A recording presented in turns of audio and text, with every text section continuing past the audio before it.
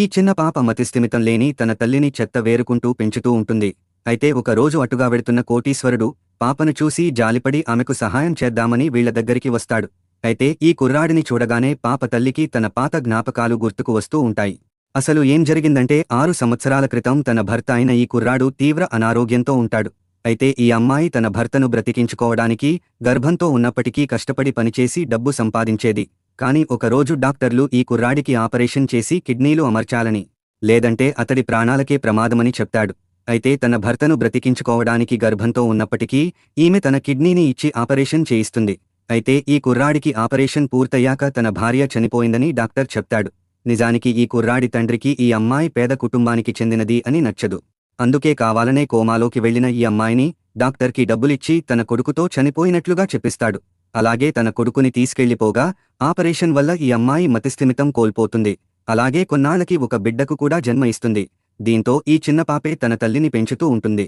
కాని ఒకరోజు ఈ కుర్రాడు పాపను చూసి తన బిడ్డ పుట్టి ఉంటే ఇదే వయసులో ఉంటుందని అనుకుంటాడు. అలాగే పాప దగ్గరికి వెళ్లగా ఇతడిని చూసి ఈ అమ్మాయికి తన గతం గుర్తు వస్తూ ఒక్కసారిగా కింద పడిపోతుంది. అయితే ఈ కుర్రాడు మాత్రం డబ్బు సంపాదించడానికి ఇలా అనారోగ్యం ఉన్నట్లు నటించడానికి సిగ్గు లేదా అంటూ ఆమెపై డబ్బులను విసిరేస్తాడు. ఇంతలో ఈమెకు గతం గుర్తు వచ్చే క్రమంలో స్పృహ కోల్పోయి పడిపోతుంది. అప్పుడు స్థానికులు ఈ అమ్మాయిని హాస్పిటల్లో జాయిన్ చేయగా డాక్టర్ వెంటనే ఆపరేషన్ చేయాలని, అందుకు 4 లక్షల వరకు ఖర్చవుతుంది అని చెప్తాడు. కాని ఈ పాప చెత్త వేరగా వచ్చిన చిల్లర డబ్బును కిందపడేసి నా దగ్గర ఇదే ఉందని ఎలా అయినా నా తల్లిని బ్రతికించండి అంటూ వేడుకుంటుంది. కాని డాక్టర్ 3 రోజులు టైం ఉందని, త్వరగా డబ్బు తెచ్చి ఆపరేషన్ చేయించమని పాపతో చెప్తాడు. ఇంతలో ఈ కుర్రాడి ఉంగరం పోతుంది. దీంతో ఇతడు ఆ ఉంగరాన్ని తెచ్చి ఇచ్చిన వాళ్లకి బహుమతి ఇస్తానని పాంప్లెట్ వేయిస్తాడు. అప్పుడు చిన్న పాప ఆ ఉంగరం ఫోటో చూసి అలాంటి ఉంగరం తన తల్లికి ఉందని గుర్తు చేసుకుని వెంటనే తల్లి చేతికి ఉన్న ఉంగరాన్ని తీసుకుని నేరుగా ఆ కుర్రాడి దగ్గరకు తీసుకువెళ్లి ఇస్తుంది. కాని వీళ్లు నువ్వు మా ఉంగరం దొంగతనం చేశావు, అందుకే నీకు ఎలాంటి బహుమతి ఇవ్వమని అక్కడి నుండి వెళ్లిపోతూ ఉంటారు. అప్పుడు పాప ఆ కుర్రాడి కాళ్లపై పడి తన తల్లిని బ్రతికించమని వేడుకుంటుంది.